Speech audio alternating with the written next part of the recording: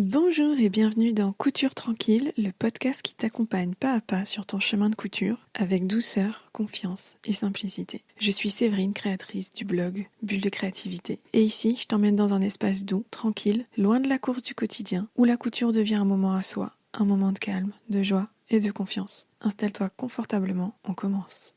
Aujourd'hui, j'ai envie de te parler d'un sujet très concret mais aussi un peu délicat quand on fait de la couture, l'organisation des projets. Surtout en début d'année. Parce qu'en janvier, on peut vite se sentir partagé entre deux choses. D'un côté, l'envie de repartir sur de bonnes bases, et de l'autre, la peur de se rajouter une pression de plus. Alors, je préfère te le dire tout de suite, ce que je vais te partager ici, ce n'est pas une méthode parfaite, ni une organisation idéale à reproduire à l'identique. Et surtout, c'est important pour moi de le préciser, quand je parle d'organisation, je ne parle pas d'objectif à atteindre, mais de me créer un cadre rassurant pour que la couture reste un plaisir. C'est simplement ma façon à moi d'aborder mes projets couture en ce début d'année. Une façon douce, réaliste, qui m'aide à garder l'envie et le plaisir de coudre. Donc, le premier point, regarder ce que j'ai déjà. Donc, avant de penser à de nouveaux projets, je commence par regarder ce que j'ai déjà. Les tissus qui dorment dans mes tiroirs, les patrons que j'ai achetés mais que j'ai pas encore cousus, les projets commencés puis laissés de côté. Je ne fais pas ça pour me culpabiliser. Au contraire, je regarde tout ça avec curiosité. Et souvent, je me rends compte que j'ai déjà de quoi coudre pendant longtemps. Ça m'aide à repartir de quelque chose de concret plutôt que de courir après de nouvelles idées. En point 2, je fais le tri sans me forcer.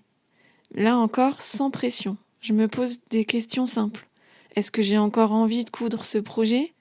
Est-ce que ce tissu me plaît toujours ? Est-ce que ce patron correspond à la personne que je suis aujourd'hui ? Et quand la réponse est non, je me donne le droit de laisser partir, de laisser de côté.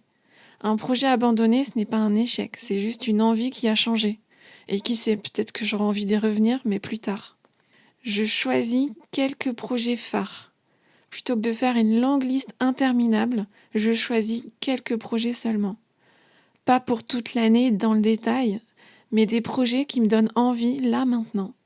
Souvent, je mélange un projet simple et rassurant, un projet utile, et parfois un projet un peu plus plaisir ou créatif.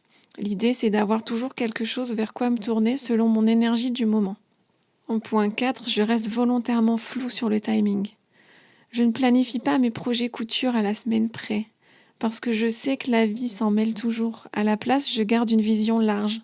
Ce que j'aimerais coudre en hiver, ce qui pourrait venir au printemps, ce que je réserve pour plus tard. Ça m'enlève beaucoup de pression. Et surtout, ça me permet de rester à l'écoute de mes envies. Point 5, je garde une place pour l'imprévu.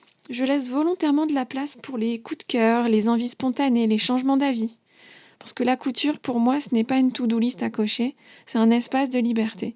Un endroit où je peux changer d'idée, ralentir, recommencer autrement. Donc, en conclusion, organiser ses projets couture en début d'année, ce n'est pas chercher à tout contrôler. C'est créer un cadre suffisamment rassurant pour que la couture reste un plaisir et pas une source de stress supplémentaire. Je te remercie pour ton écoute et je te dis à très bientôt pour continuer à coudre tranquillement. Si cet épisode t'a plu, tu peux t'abonner au podcast pour ne pas rater les suivants ou le partager avec une amie qui aurait bien besoin d'un petit moment à elle. Et si tu veux prolonger l'expérience, tu peux me retrouver sur mon site Bulle de créativité ou t'inscrire à ma newsletter pour recevoir régulièrement une dose de douceur et d'inspiration couture. Je te souhaite une très belle journée et je te dis à bientôt dans Couture Tranquille. Ciao!